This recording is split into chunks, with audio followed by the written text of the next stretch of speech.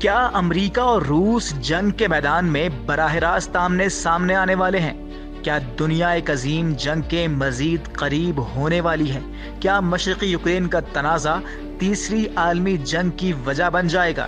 یہ قیاس آرائیاں اس لیے ہیں کہ امریکہ بہت جلد یوکرین کو روس پر حملے کے لیے امریکی ساختہ ہتھیار استعمال کرنے کی اجازت دینے والا ہے۔ مغربی میڈیا کا دعویٰ ہے کہ جنوری میں سبکدوش ہونے والے صدر بائیڈن جاتے جاتے یوکرین کو امریکی ہتھیاروں کے استعمال کی اجازت دے دیں گے۔ مغربی میڈیا کا امریکی حکام کے ذرائع سے کہنا ہے کہ یوکرین آنے والے دنوں میں دور تک مار کرنے والے ہتھیاروں سے روس کے اندر حملہ کرنے والا ہے۔ وائٹ ہاؤس نے ان خبروں پر کوئی کمنٹ نہیں کیا ہے، تاہم یوکرین کے صدر ولادیمیر زیلنسکی کا کہنا ہے کہ میزائل اپنے بارے میں خود بات کریں گے۔ ذرائع کا دعویٰ ہے کہ Ukraine army tactical missile system rockets استعمال کرے گا جس کی رینج 190 میل یا 306 کلومیٹر ہے۔ پولینڈ کے وزیر خارجہ نے ان خبروں کو خوش آئند قرار دیتے ہوئے کہا ہے کہ امریکہ روس کو اسی زبان میں جواب دے رہا ہے جو زبان صدر پوتن سمجھتے ہیں۔ روس کے قانون ساز کا کہنا ہے کہ روس پر حملہ کرنے کے لیے یوکرین کو امریکی ساختہ میزائل کے استعمال کی اجازت دینے سے تیسری عالمی جنگ کا خطرہ ہے۔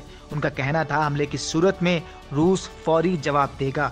ماسکو یہ بات پہلے ہی واضح کر چکا ہے کہ اگر امریکہ نے یوکرین کو امریکی ساختہ ہتھیاروں کے استعمال کی اجازت دی تو اسے تناؤ میں ایک بڑا اضافہ مانا جائے گا۔ یہ خبریں ایسے وقت میں سامنے آ رہی ہیں جب نو منتخب صدر ٹرمپ کو حلف اٹھانے میں تقریباً 2 ماہ کا عرصہ رہ گیا ہے۔ ان کے منتخب کابینہ کے بارے میں خیال کیا جاتا ہے کہ وہ روس کے خلاف جنگ میں یوکرین کی بھرپور حمایت پر تذبذب کا شکار ہیں، اور یہ بات بھی ابھی غیر واضح ہے کہ کیا ٹرمپ آ کر یوکرین کو ملنے والی اجازت کا فیصلہ واپس لے لیں گے۔